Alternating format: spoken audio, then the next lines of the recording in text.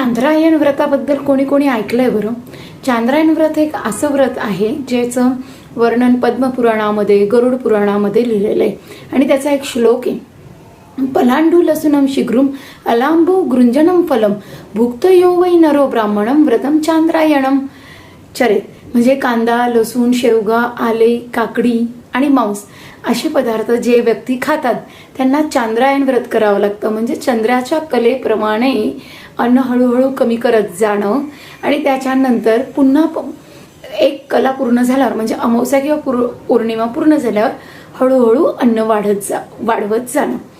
तर अनेक पुराणांमध्ये, गरुड पुराण, पद्मपुराण या सर्वांमध्ये कांदा आणि लसूण हे ब्राह्मणाने किंवा जो विद्यार्थी आहे किंवा ज्यांचा अभ्यास दशेमध्ये आहे या सर्वांनी टाळायला लावलेलं आहे.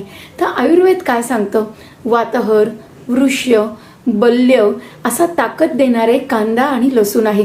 आधुनिक शास्त्र सुद्धा अँटीऑक्सिडंट, अँटी इन्फ्लामेटरी याशिवाय पचनाला मदत करणारे असे कांदा आणि लसूणचे अनेक गुणधर्म सांगतात. मग जिथे आधुनिक शास्त्र, अगदी आयुर्वेद देखील कांदा आणि लसूणाचा शरीराला फायदा सांगतो, तर दुसरीकडे मात्र धर्मशास्त्र हे कांदा आणि लसूणाला खायला नाही सांगतं.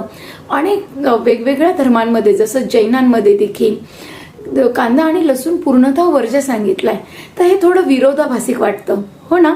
तर त्याच्या मागे कारण असं आहे की आयुर्वेदामध्ये ज्या पद्धतीने आहाराच्या गुणधर्मांनुसार, त्याच्या उष्णते आणि थंडतेनुसार आहारीय पदार्थांचं वर्गीकरण केलेलं आहे, त्याच पद्धतीने आयुर्वेद हे देखील मानतं की या आहाराचा मनावर काय परिणाम होतो.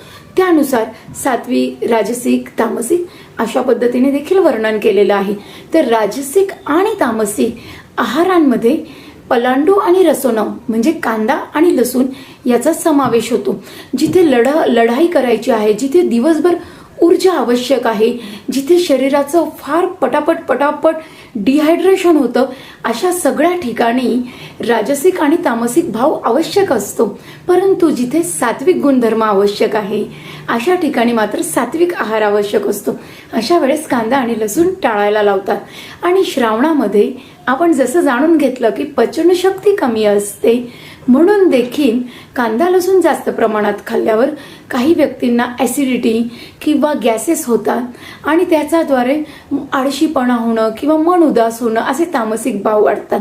म्हणून देखील कांदा आणि लसूण श्रावणात वर्ज्य करायला सांगतात.